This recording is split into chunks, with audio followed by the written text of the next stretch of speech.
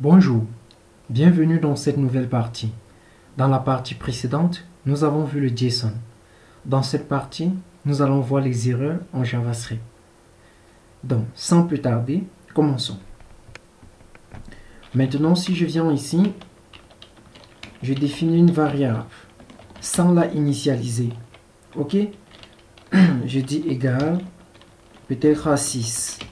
Ici, je viens, je fais console.log. Et là, j'affiche la variable. Vous voyez que la variable s'affiche quand même. 6. Pourtant, je n'ai pas défini la variable. Ce qui n'est pas bien. Maintenant, pour régler ce genre de problème, vous allez généralement mettre une option de JavaScript qui s'appelle useStreet. Maintenant, en mettant le useStreet, ça vous dit que la variable n'est pas définie. Pour régler, et dès que vous avez ça, vous venez maintenant, vous mettez un let. En mettant ce let, votre variable est définie maintenant. Mais si vous ne mettez pas ce let, vous avez un reference error. Ok? Donc, vous devez savoir que le useStreet est une option qui permet en fait que si vous avez écrit quelque chose qui n'est pas strict aux conditions du JavaScript, directement ça va vous générer une erreur. Ok? Voilà. Maintenant que vous connaissez cela, on va créer une fonction. Donc je vais dire const func, je peux dire func error, pourquoi pas. On va créer une fonction font error égale, pardon,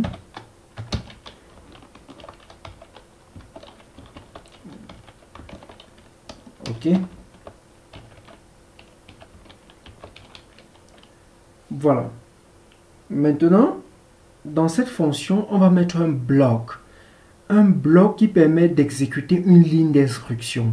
Si cette ligne d'instruction a une erreur, on va mettre un autre bloc qui permet de nous dire qu'il y a une erreur.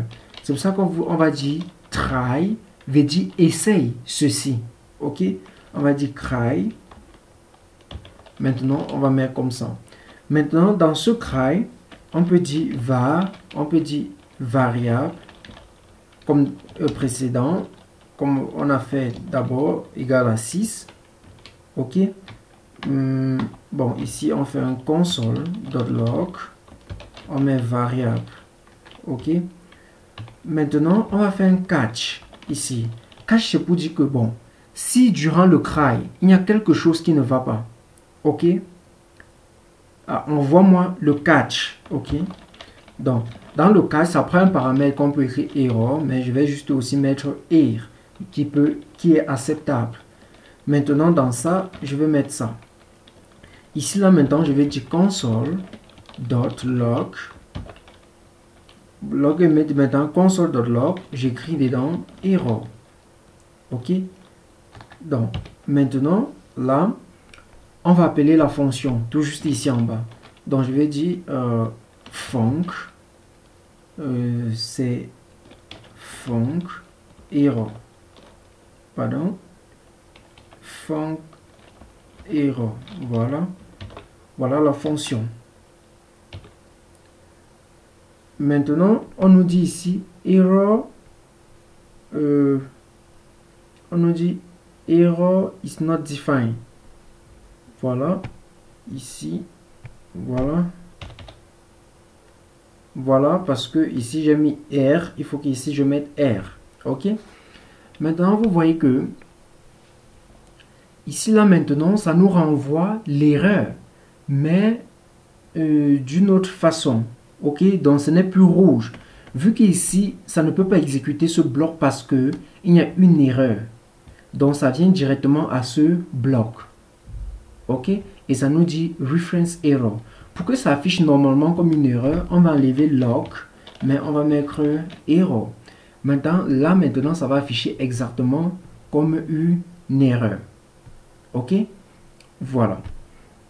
Maintenant, si je viens là, je mets let, directement, il n'y a plus une erreur.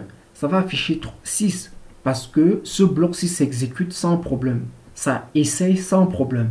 Donc ce bloc catch ne s'exécute pas. Ok? Maintenant, on a ce qu'on appelle le finally.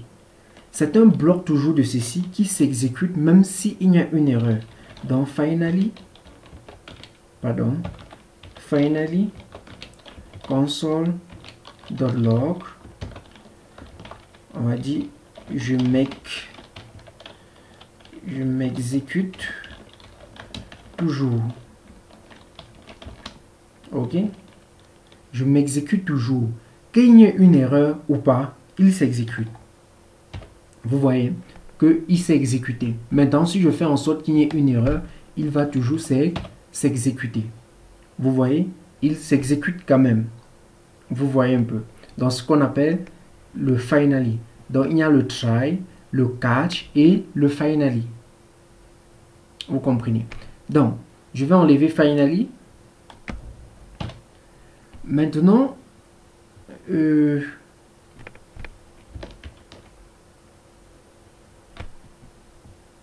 voilà. Maintenant ici, je vais venir ici là, au lieu de error, je vais mettre warning. Warning. Donc warning s'affiche un peu, juste un peu en jaune, comme vous pouvez le orange, c'est pas orange ou jaune, quelque chose de ça, de ce genre. Maintenant, c'est plus différent du rouge. Ok, vous pouvez décider d'envoyer ça sous forme de warning. Ok. Maintenant, il y a table. Ok. Il y a table. Reference error. Vous voyez. Maintenant, ici là, maintenant, ça vous envoie l'index et la valeur. Le start, reference error et le message variable is not defined. Donc ça veut dire qu'on peut venir ici, on fait .name. Voilà, ça vous affiche juste le nom. On peut faire .message. Ça vous affiche juste le message. On peut faire .stack pour avoir les deux. .stack pour avoir les deux. Ok. Maintenant, on a vu le reference error. Il y a plusieurs types d'erreurs. Si je viens par exemple ici, juste ici en bas, je fais par exemple object, je mets 2 points par exemple, pardon, je mets 2 points, et je mets create, pardon, object, create, ok. Vous voyez que il y a une erreur qui s'appelle syntax error. On expected token point parce que j'ai mis point deux fois. Ok, donc c'est un autre type d'erreur qui s'appelle syntax error. Dans la description, je vais mettre un lien vers la liste des erreurs en JavaScript. Ok. Donc maintenant que je vous ai montré cela, on peut définir nous-mêmes notre propre façon d'afficher les erreurs. Ok, on appelle ça le custom error en anglais. Donc je vais définir une fonction ici très rapidement. Je vais définir une fonction. Voilà, cette fonction doit avoir pour nom, je vais l'appeler custom error. Ok, je vais mettre un paramètre qui est message. Ok, maintenant ici je vais dire 10 message égale à message.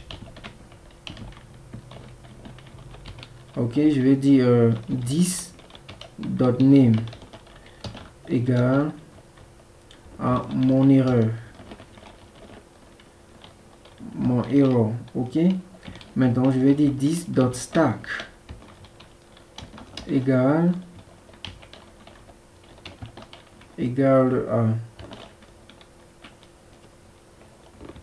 à ceci, 10.name 2 points 10.message. Maintenant, pour définir mes propres erreurs, Je vais donc venir ici. Je vais enlever celui-ci. Voilà. Voilà. Non, je peux laisser celui-ci. Je viens là. Voilà. Je vais faire donc truth new. C'est pour définir. Custom. C'était custom error. Maintenant, le message que je vais mettre, c'est mon mauvaise ou bien vous n'avez pas initialisé la variable. Ok, la variable. Maintenant que j'ai fait cela avec le new custom error, si on vient ici maintenant, on fait par exemple .name. Bon, ici on a toujours reference error. Attendez, j'enlève ceci. Voilà, on peut définir pour nous ici. Vous voyez que lorsque je mets table error.name, ça me renvoie plutôt ça. Ok, mon erreur.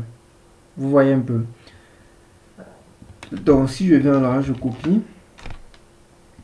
et que ici je mets par exemple message, ça renvoie mon message. Ok, si je viens ici, je mets stack, ça renvoie notre erreur, en fait mon erreur de point, vous n'avez pas initialisé la variable. C'est ce qu'on a écrit ici. Ok, ça c'est une autre façon de faire nous-mêmes les propres erreurs, de les donner. Mais on peut enlever ça et au lieu de custom error ici, je mets juste error. C'est une fonction préconstruite. Ok, préconstruite de JavaScript. Voilà, vous pouvez voir ici que je peux moi-même donner le message. Ok, mais le nom est donné par eux-mêmes. Le nom c'est error, mais je peux donner le message. Ok, donc vous avez vu comment manipuler ou bien traiter les cas d'erreur. Ok, donc je vais mettre la liste de tous les erreurs que vous pouvez avoir en JavaScript en description. Merci d'avoir regardé. Dans la prochaine partie, on va commencer avec un concept dont vous attendez depuis, celui du DOM.